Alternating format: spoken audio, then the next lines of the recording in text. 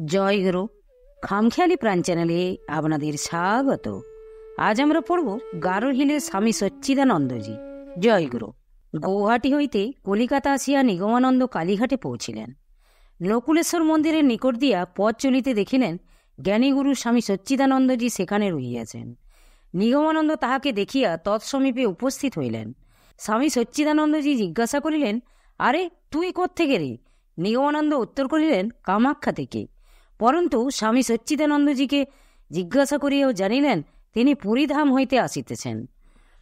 নিগমানন্দের মূর্তি দেখিয়া স্বামী সচ্চিদানন্দজি তাহার প্রতি কিছুক্ষণ একদৃষ্টে তাকিয়া কহিলেন, তোমার মূর্তি দেখিয়া মনে হইতেছে প্রেম রাজ্যের সন্ধান মিলিয়াছে। কি সংবাদ বলো দেখি। নিগমানন্দ সাষ্টাঙ্গে প্রণিপাত করিয়া গৌরী দেবী হইতে ভাব সাধন শিক্ষার কথা কহিয়া গৌহাটিতে যেরূপ বাহ্যজ্ঞান শূন্য অবস্থায় কাটাইয়াছেন এবং সেই উৎকট ভাবাবস্থার সাম্য আনয়ন জন্যই যে তিনি কলকাতায় আসিয়াছেন তাহা সবিস্তারে জ্ঞানীগুরুর নিকট বর্ণনা করিলেন। জ্ঞানীগুরু সচ্চিদানন্দজি সমস্ত বৃত্তান্ত শ্রবণ করিয়া আনন্দাতিশয্যে উচ্চহাস্য করিয়া উঠিলেন। তারপর গাজা সাজিয়া নিজে খাইবার পর নিগমানন্দকে কলিকা প্রদানপূর্বক কহিলেন, বৎস अभी तुम पूर्ण हो गया, विधि निषेध के बाहर हो गया, गांजा पी लो फिर मेरे पास बैठो, गुरु कृपा से भाव साम्य हो जाएगा। শ্রী নিগমানন্দ গুরু প্রদত্ত গাজার কলিকাতে যথাসাধ্য দম লাগাইলেন। তারপর পরমানন্দে গুরুর সঙ্গে ভাবের আদান প্রদান চলিতে থাকিল। শ্রী শ্রী ঠাকুর বলিয়াছেন, এই সময়েই ঠাকুরের কাছ থেকে গাজা খাওয়া অভ্যাস হয়ে গেল। কিন্তু ঠাকুর যেমন খেতেন আমি অত খাইনি। দিনে দুবার, দুপুরে ভাত খাবার আগে আর সন্ধ্যার পর ভাং খেয়ে আমি তার বেশি খেতাম না। কিন্তু তখন বুঝলাম বড় বড় সাধুরা কেন নেশা করেন। সাধারণ লোক যারা নেশা খায় তারা তো নেশা খায় না, নেশায় তাহাদিগকে খায়। বস্তুত মহাত্মাদের পক্ষে এই সব নেশা টেশা ঔষধের মতো কাজ করে।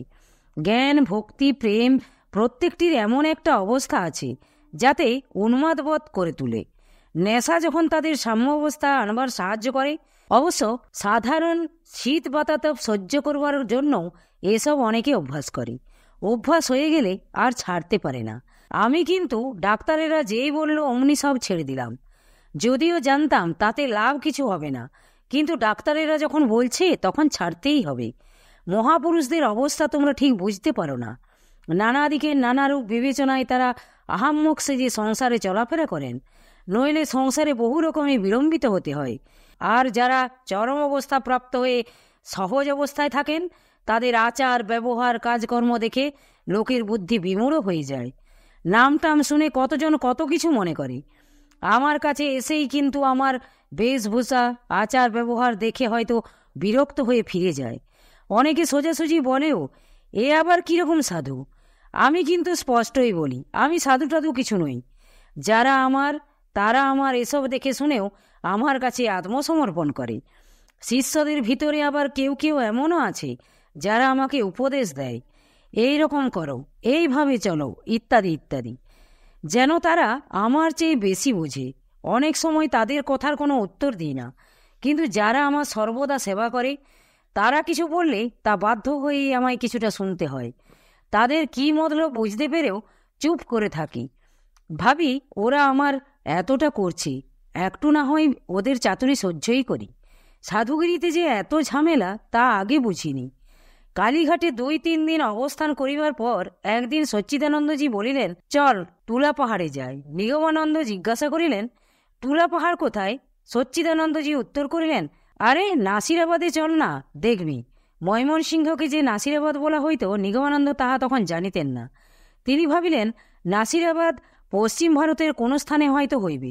কিন্তু জ্ঞানীগুরু তাহাকে লইয়া যখন গোয়ালনন্দের গাড়ি ধরিলেন তখন তাহারা কোথায় যাইতেছেন তিনি তাহা কিছু বুঝিতে পারিলেন না।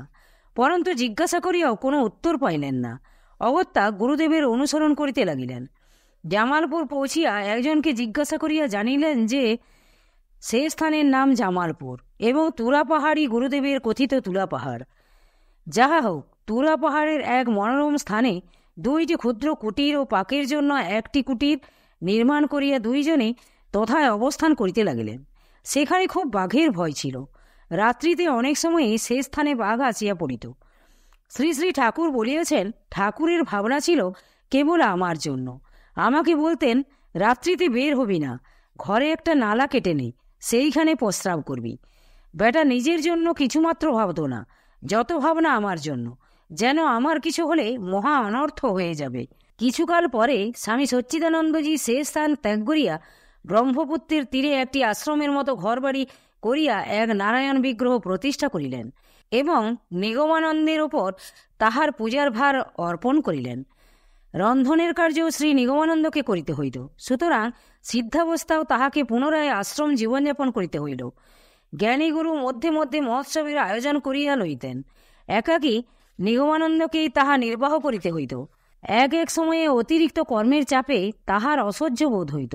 বস্তুত এইভাবে সেখানে অবস্থান করা শ্রী নিগমানন্দের নিকট নিতান্ত উদ্বেগজনক বোধ হইয়াছিল। কিভাবে আশ্রম প্রতিষ্ঠা করিতে হয় তাহাই শিক্ষা দিবার জন্য স্বামী সচ্চিদানন্দজি নিগমানন্দকে লইয়া এই সকল কার্য করিতেন। কিন্তু শিষ্যের প্রতি স্নেহাধিক্যবশত তাহাকে নিজের আবরণে রাখিয়া নিগমানন্দের প্রকৃত মাহাত্ম্যকে তিনি ক্ষুণ্ণ করিয়াছিলেন।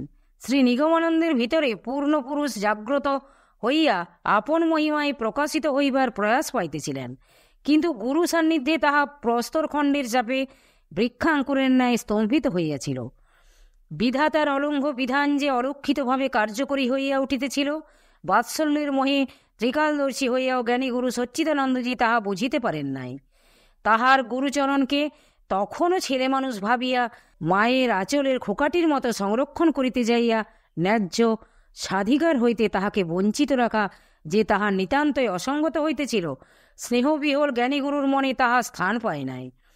25 বৎসরের যুবক নবীন সন্ন্যাসী শ্রী নিগমানন্দকে ভবকর্ণধার রূপে উত্তাল তরঙ্গ সমাকুল সংসার সমুদ্রে ছাড়িয়ে দিতে শিষ্যবৎসল স্বামী সচ্চিদানন্দজি হৃদয়ে যে সম্মত হইবে না, ইহাও বস্তুত অস্বাভাবিক নয়, কিন্তু দৈবী ব্যবস্থা মনুষ্য বুদ্ধির অতীত।